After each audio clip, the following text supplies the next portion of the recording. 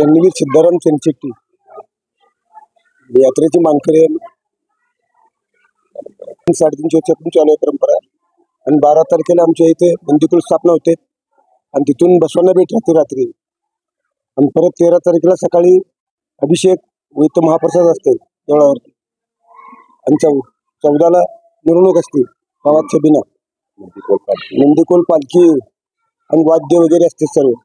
आणि सर्व पंचकृषीतले लोक इथे आमच्या इथे येतात। आणि रात्री 4 वाजता कुस्त्याचं फार भरतं। रात्री कीर्तनाचा कार्यक्रम आहे आणि नंतर एक दिवशी विश्रांती असते बुधवारी। गुरुवारी पडबोनं म्हणून असते आमच्या इथे। पडबोनं सांगता होते यात्रेचं सांगता होते 16 तारखेला। मी सिद्धाराम नागनाथ हेले, माजी सरपंच तांदवाडी, तालुका दक्षिण सोलापूर। ग्रामदैवत श्री नागनाथ महाराजाची यात्रा तीर्थक्षेत्र गेल्या 3.5 वर्षापासून आणि 3.5 वर्षापासून ही परंपरा तांदवाडीकरांनी जपलेली आहे। तेच पुढे आम्ही सर्वांनी ही परंपरा चालू ठेवलेली आहे। त्याचप्रमाणे नागनाथ देवस्थानचं जागृत देवस्थान हे असं देवस्थान आहे। कुठलंही कार्य कोणीही काय मागून घेतलं तर ते पूर्ण होण्यासाठी हे जागृत देवस्थान आहे।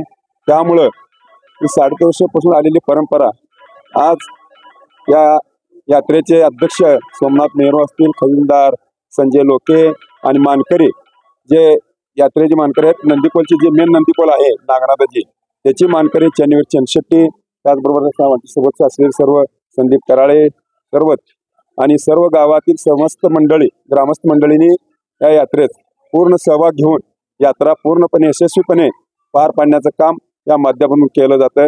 त्याचप्रमाणे 12 तारखेपासून यात्रेला सुरुवात झालेली आहे। 12 तारखेला नंदीकोलाची स्थापना व बसवांना भेट, त्यानंतर 13/5/2024 रोजी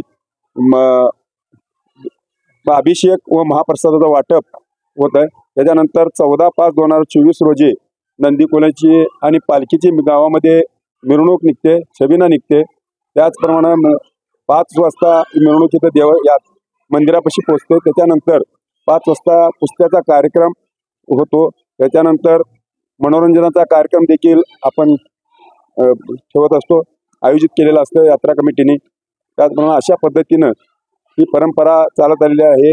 आणि 4थ्या दिवशी नंदीकोलाची विश्रांती असते आणि 5व्या दिवशी नंदीकोलाला नैवेद्य दाखवून त्याची यात्रेची सांगता करण्यात येते। अशा पद्धतीनं ही रूढी परंपरा चालत आलेली आहे। आणि या देवस्थानचं प्रमुख वैशिष्ट्य म्हणजे याच्या पायरीला 90 फुटाला बोर 90 फुटाचं बोर आहे। जवळपास 30 वर्ष झालं या बोरला मारून। आज तागायत कसलाही दुष्काळ पडू द्या, त्या दुष्काळात देखील पाणी कमी होत नाही। 90 फुटावरचं पाणी आज 30 वर्ष झालं गाव या पाण्याचं लाभ घेतो, पाणी पितो। अशा पद्धतीचं या देवस्थानचं जागृत देवस्थान आहे।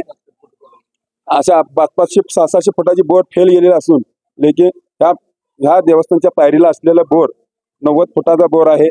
हे पाणी अख्ख्या गावाला पाजतं। त्यामुळं देवस्थान आणि हे यात्रा तीर्थक्षेत्र म्हणून मंजूर आहे, नागनाथ तीर्थक्षेत्र म्हणून मंजूर आहे।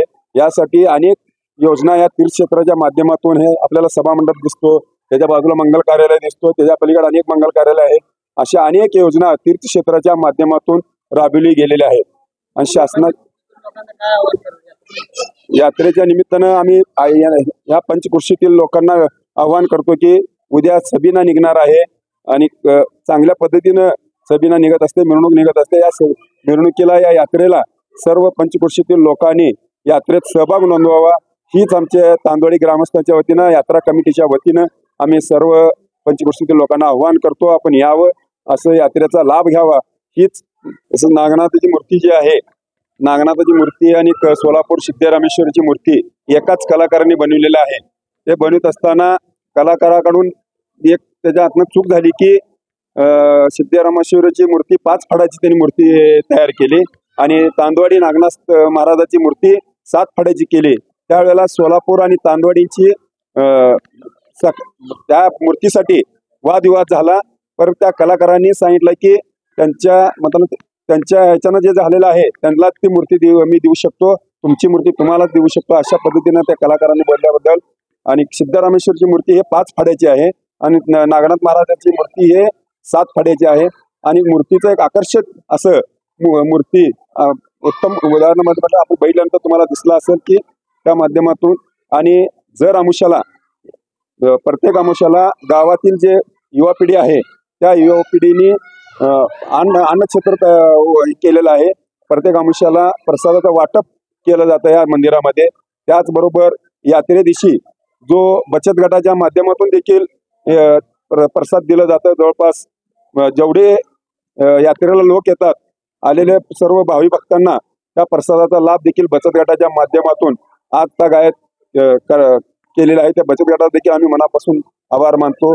त्याचप्रमाणे जर आमुष्याला जो काही गावातील मंडळी आहेत त्यांनी अन्नदान जे क्षेत्र चालू केलेलं आहे, प्रसादाचं जे वाटप चालू केलेलं आहे, त्यांचं देखील आम्ही मनापासून यात्रा कमिटी मनापासून त्यांचा आभार मानतोय. त्याचप्रमाणे